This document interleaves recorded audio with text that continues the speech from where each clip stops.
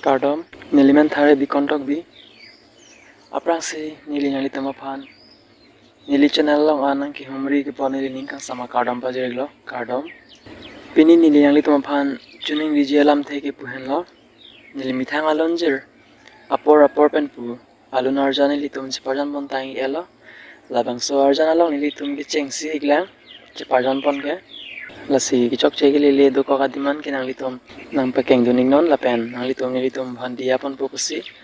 nilining theklo lapen det ke a video jong silang mesan pulotang te kang hon pen nili channel fans tame like comment share lapen subscribe pon detha nili chuneng rijelam theke laanik velo tangte nililam thela ansikang toniklo nang litom ta dome thak me Cardom.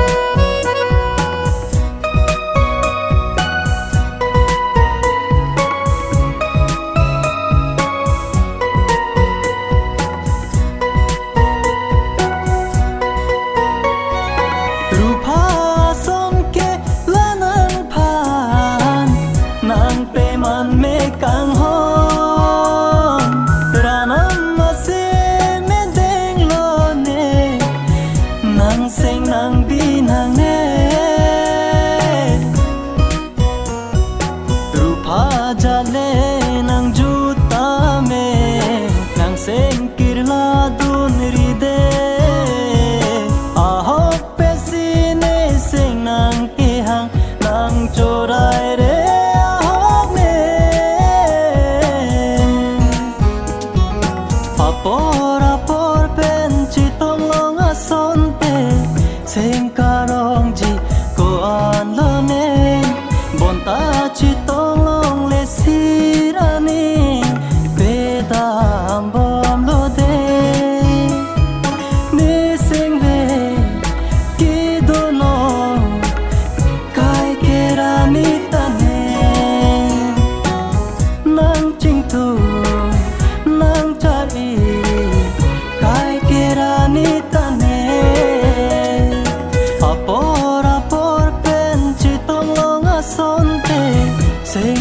long gì